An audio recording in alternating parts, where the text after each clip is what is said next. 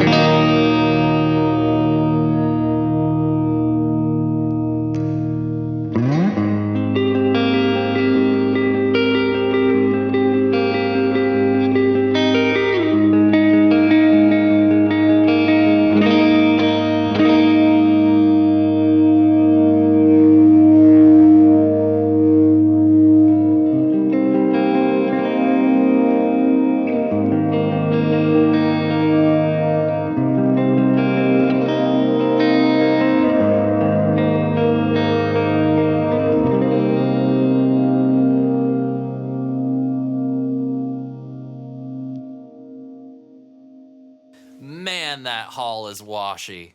I love it when halls can get you like a nice, natural sounding acoustic quality, you know, fairly accurate representation of being in a concert hall, but I love it when you can push it to the extreme. And this one you can definitely get that big, large, dark hall, but the pre-delay, man, that is like this control on the world setting is really where you can take the standard reverb sounds and really take them into some other place that you really never thought you'd take it.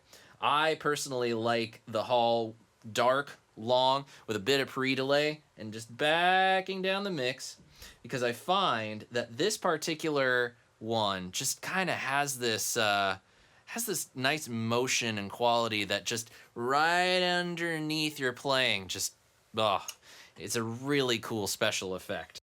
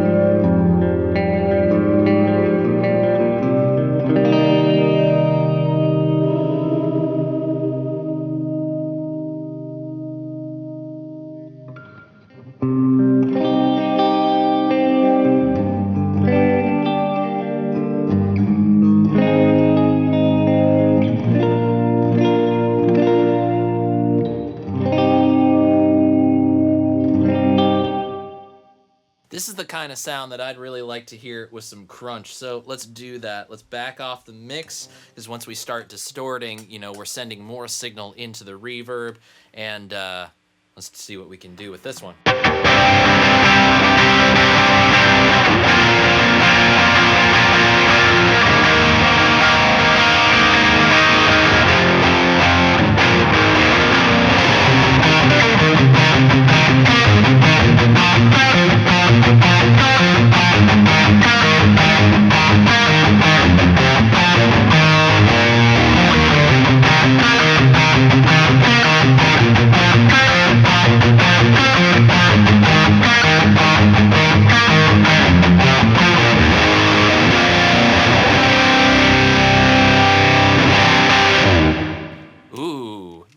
That's working.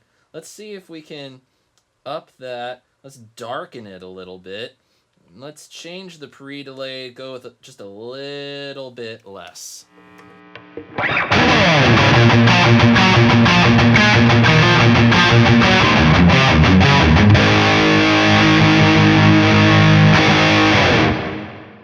Huh.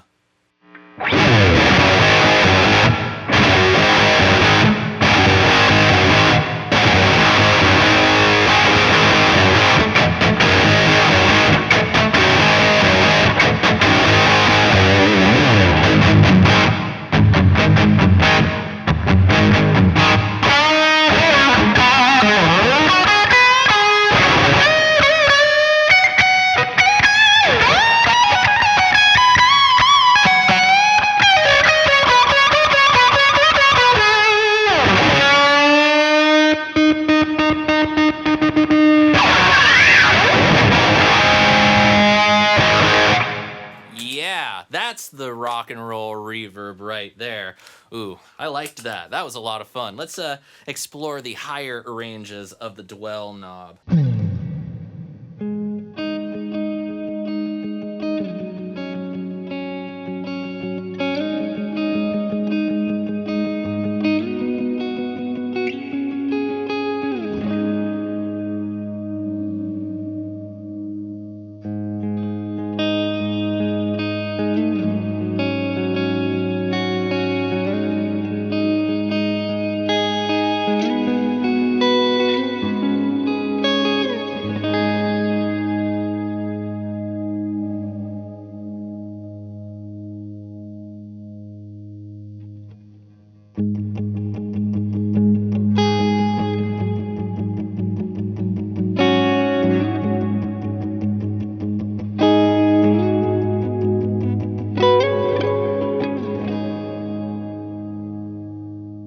All right, now let's move on to spring. This, man, we seem to be seeing a lot of different spring reverbs in pedal form this year. Seems like it's a hot one that people are trying.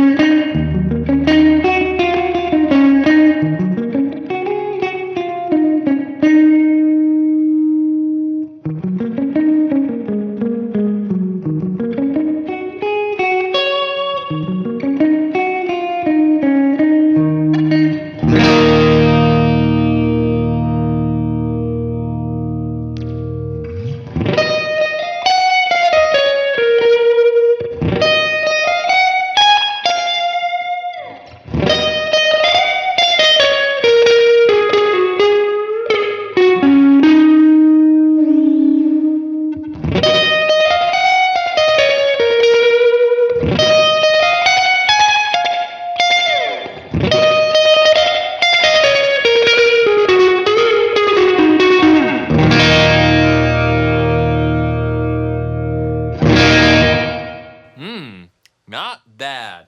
I really like how the pre-delay kind of makes that feel like a bit of a slap back and kind of gives it, on the brighter side, kind of a ceramic vibe to it. Let's see what that sounds like with the full darkness. Now it really takes on like a slap back echo kind of characteristic.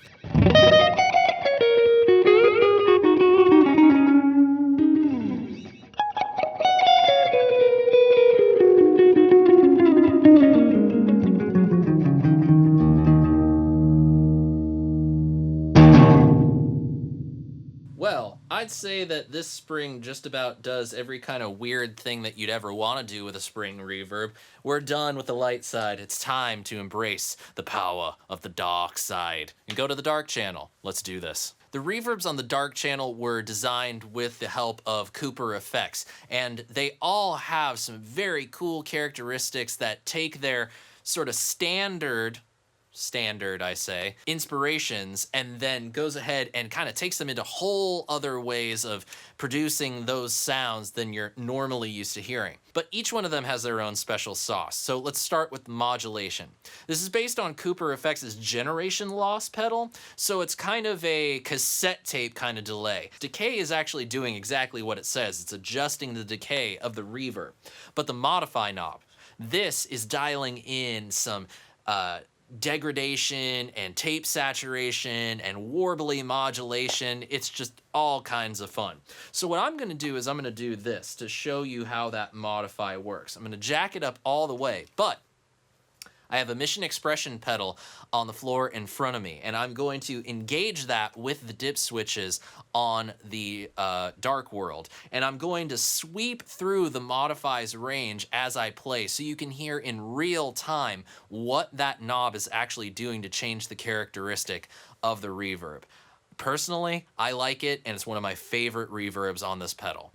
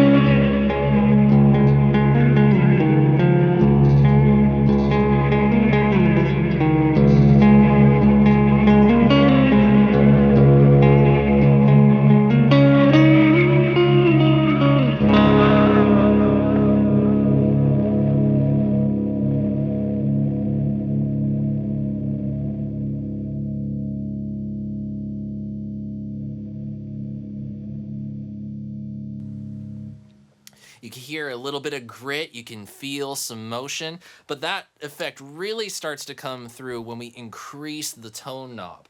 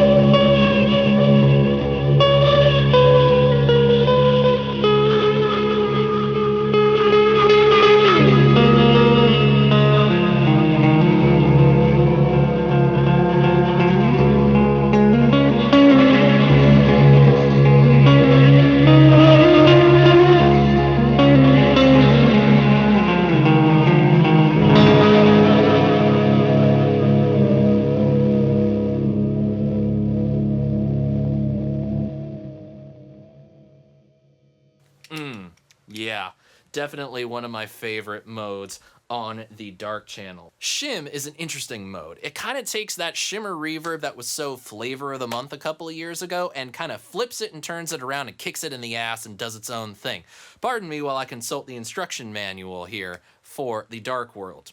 Shim is a unique dual-path reverb design with infinite style decay influenced by some elements of the outward pedal. In this mode, one reverb path freezes a slice of your incoming audio while the other reverb path loops back its previously frozen slice. The paths switch rolls from freezing to loop playback back and forth at an LFO rate dictated by the decay knob. Now in this particular mode, the modify knob is a balance between a low octave on the counterclockwise side and a high octave on the clockwise side of the knob. So you basically get shimmer and anti-shimmer. We've talked about this before, haven't we?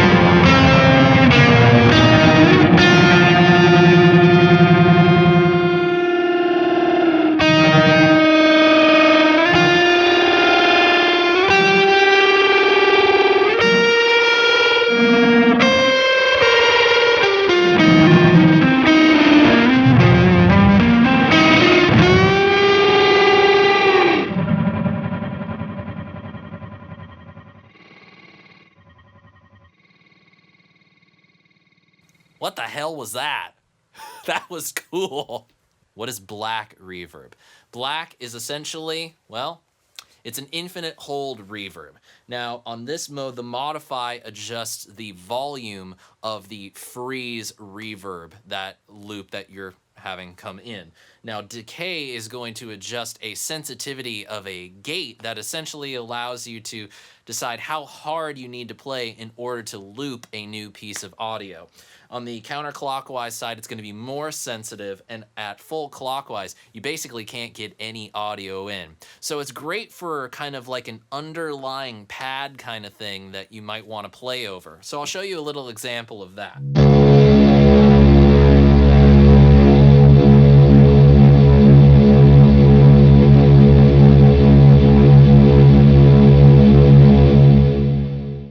Now I'm controlling the volume of that with the expression pedal. And in order to be able to just play over that, I'm dialing the decay knob all the way clockwise so that I can use that. It's kind of my mix here down. And then if I want to play over that, I can easily do that without influencing that infinite hold deal.